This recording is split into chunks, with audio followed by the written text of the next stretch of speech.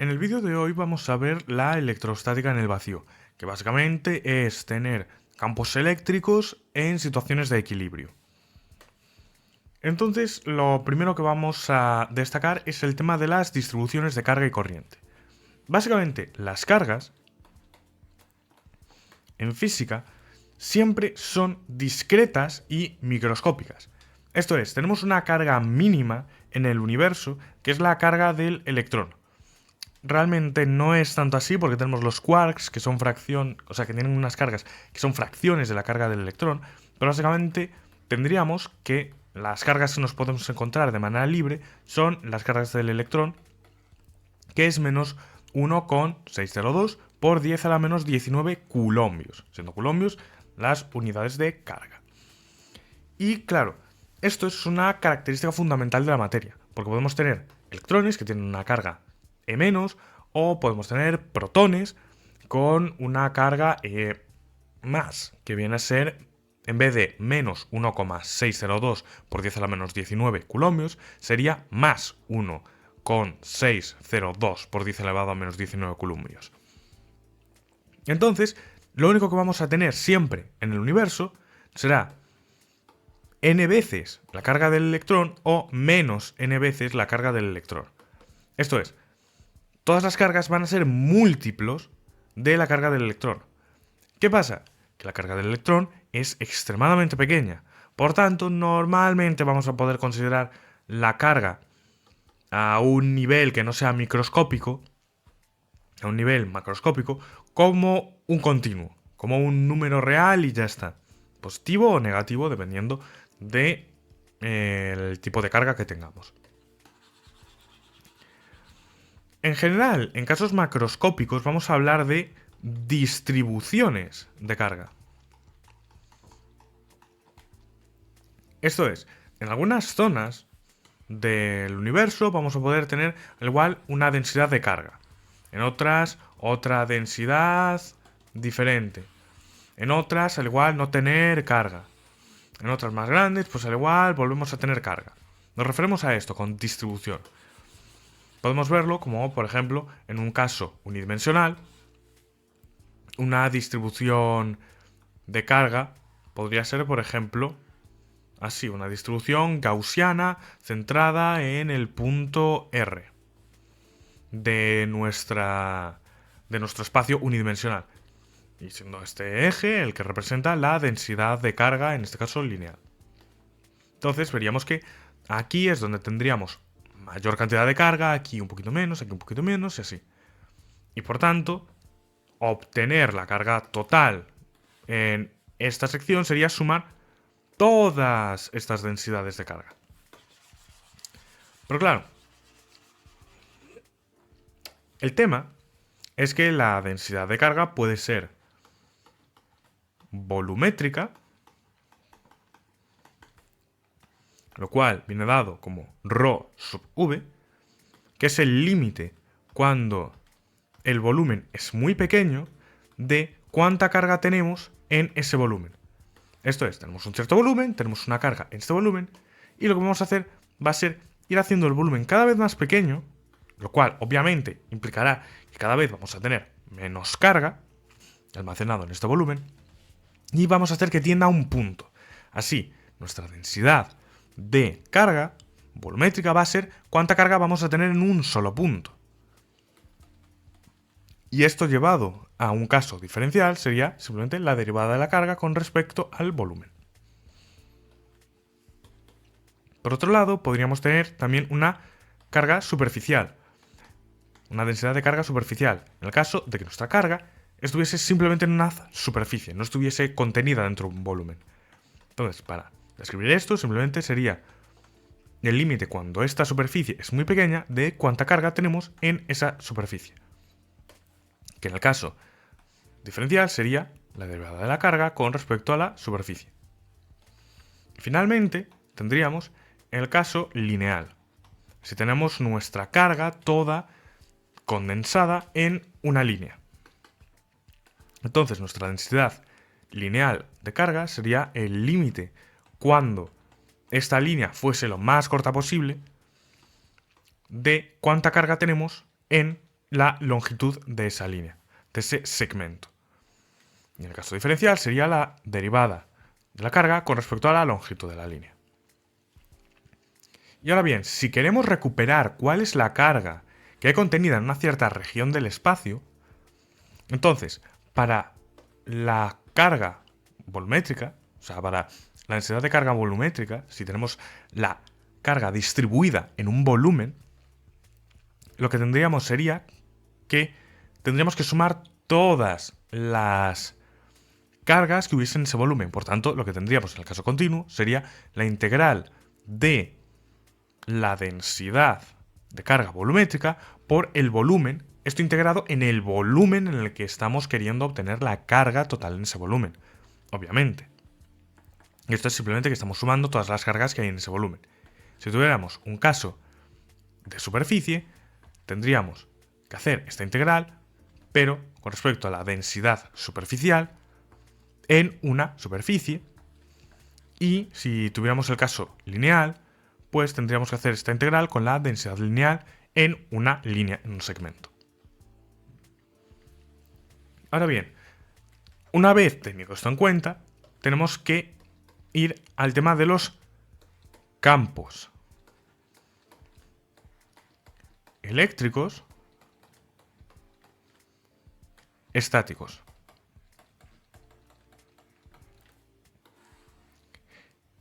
Entonces, para esto tenemos que definir qué es un campo eléctrico. Un campo eléctrico, que vamos a denotar como E con una flecha arriba, porque es un campo vectorial, va a ser simplemente la fuerza por unidad de carga, que esto es muy importante para que sea una cosa que dependa del espacio en sí y no de la cosa que esté sintiendo esa fuerza. Esto es una propiedad del lugar en el espacio del que estás y no de quién eres. Entonces, por eso tenemos que eliminar la única característica que nos relaciona con la fuerza, que es cuánta carga tengamos nosotros. Entonces, haciendo esto solo depende del resto del mundo. Entonces, es la fuerza por unidad de carga que experimenta una carga de prueba muy pequeña y estacionaria.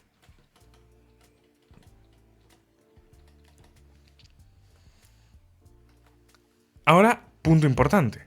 ¿Por qué muy pequeña? Es muy importante que sea muy pequeña porque imaginémonos que nosotros tenemos un plano que está cargado, con cargas positivas. Y tiene una distribución uniforme de carga. Esto es, tiene una distribución así. Mejor voy a ponerlo en otro color para que se entienda. Tiene una distribución así. Si nosotros ponemos una carga negativa en este punto, ok, va a sentir el campo de todas estas cargas, pero todas estas cargas a su vez van a sentir la carga que tiene esta carga aquí. O sea, van a sentir su campo y por tanto se van a intentar acercar lo máximo posible. Entonces la distribución, en vez de ser así, al igual ahora cambia a ser algo de este estilo, con un pico lo más cerca posible, porque las cargas que están por aquí pues van a intentar acercarse un poquito. Y de hecho, si pudieran, pues estas cargas se empezarían a salir del plano.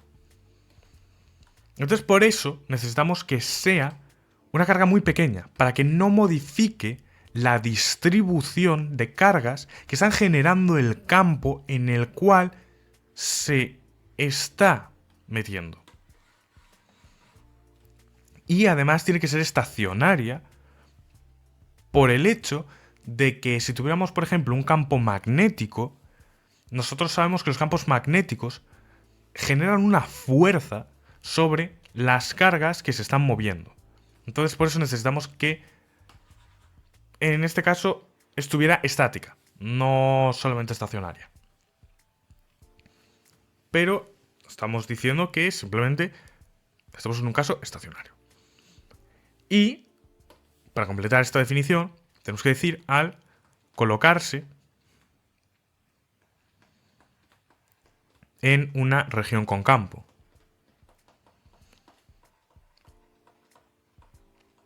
Que realmente el campo eléctrico esté definido en todo el espacio, pero obviamente tenemos que decir que estamos en una región que tiene campo.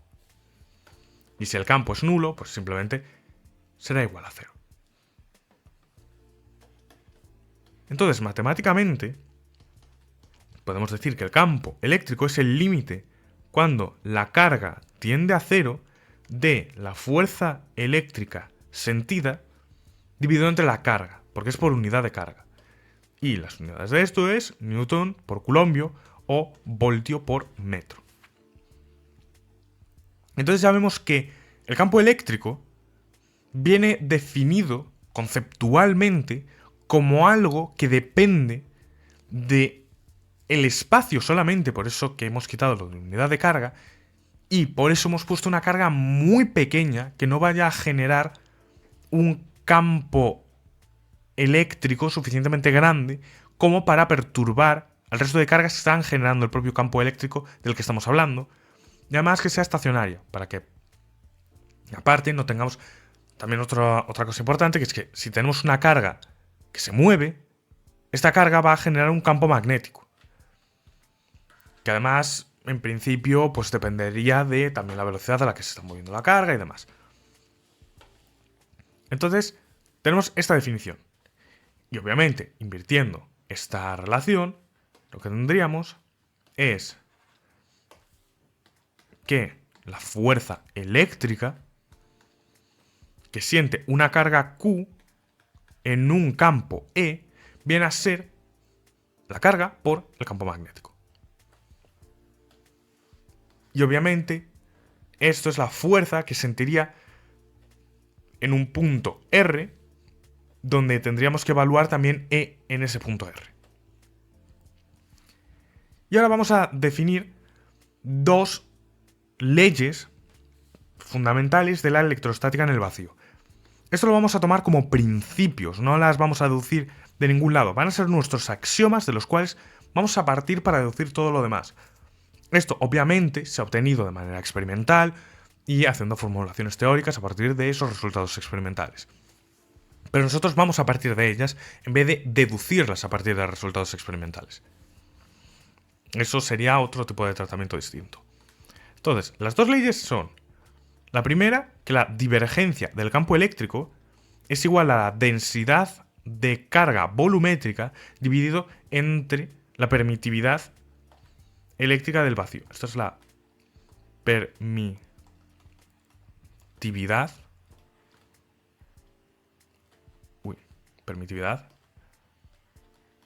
eléctrica del vacío.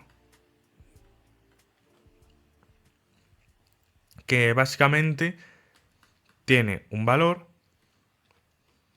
de 8,854 por 10 a la menos 12 faradios metro.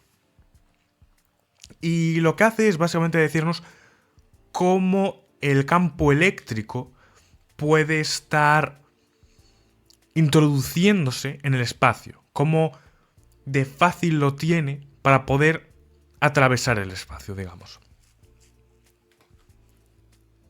Y la segunda ley fundamental que vamos a tener es que el rotacional del campo eléctrico es nulo. Por tanto, el campo eléctrico es irrotacional. Y eso implica que las líneas de campo no se cierran. Por tanto, las líneas de campo solo van a estar huyendo de las zonas lo máximo que puedan. Obviamente pueden curvarse, pero siempre que no tengan un rotacional. Y además que se van a extender tanto como carga fuente tengamos. Porque esto ahora podemos decir que las fuentes son nuestras cargas. Esto lo que nos dice, básicamente, es que si tenemos una carga, el campo eléctrico va a salir de esa carga. Va a salir o va a entrar, si es una carga negativa. Va a salir de ella. No va a salir 2 metros encima de ella. No, va a salir en ella. Va a salir de la carga, no de otro lado. Y esto es muy importante. Entonces, las cargas son nuestras fuentes de campo eléctrico cuando estamos en el vacío. Cuando estamos en medios materiales, pueden ser otras cosas diferentes. Entonces, estas son las dos leyes fundamentales bajo las cuales se construye la electrostática en el vacío. Y con esto, obviamente, lo primero que vamos a hacer es deducir la ley de Gauss. La ley de Gauss es básicamente la ley más importante que vamos a utilizar en la electrostática en el vacío, por ser la más práctica para ciertos casos simétricos y demás. La vamos a poner aquí, ley de Gauss. Que básicamente va a ser coger esta ecuación de aquí e integrarla en un cierto volumen. Si integro esta ecuación en un cierto volumen, es que estoy integrando ambos términos.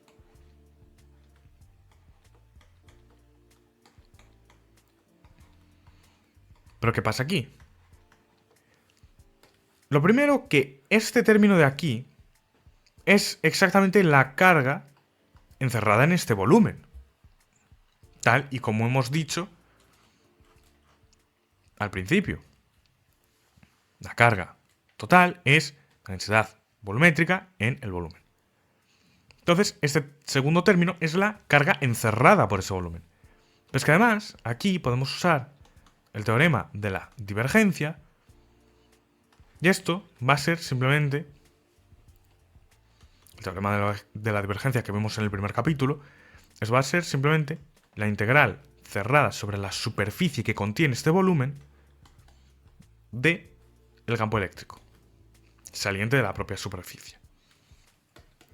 Entonces podemos ver que podemos calcular el campo eléctrico simplemente a partir de la carga encerrada por la superficie en la cual estamos calculando el campo eléctrico. Esto es extremadamente útil, ya que en ciertos casos, por ejemplo en casos simétricos como las esferas o los cilindros cargados, podemos escoger unas superficies, que son las superficies de Gauss, y calcular el campo eléctrico de una manera súper simple en estas superficies, de tal manera que podamos generalizar el resultado que obtenemos en ellas para todo el espacio. Entonces, esta primera ley es extremadamente útil. Básicamente nos dice que el campo eléctrico que vamos a tener en la superficie, en el espacio en general, solo va a depender de cuánta carga estemos almacenando, encerrando en esta superficie. Esto es, si nosotros tenemos, por ejemplo, una carga positiva, vamos a saber cuál es el campo eléctrico que salga por aquí simplemente sabiendo que dentro hay una carga positiva. Si tenemos 3 cargas positivas en cualquier punto por aquí, vamos a saber que el campo eléctrico que vayan a generar va a ser el mismo que si tuviéramos una carga positiva de 3. Y a la vez vamos a saber que si tenemos una carga positiva y una carga negativa, el campo saliente va a ser nulo. Porque básicamente vamos a tener una carga neta 0. Realmente es un pelín más complicado que esto, pero conceptualmente este es el tema que tenemos que tener en mente. Entonces, esta ecuación es una ecuación que vamos a tener que tener en mente en todo momento. Sobre todo para la parte de resolución de ejercicios y demás.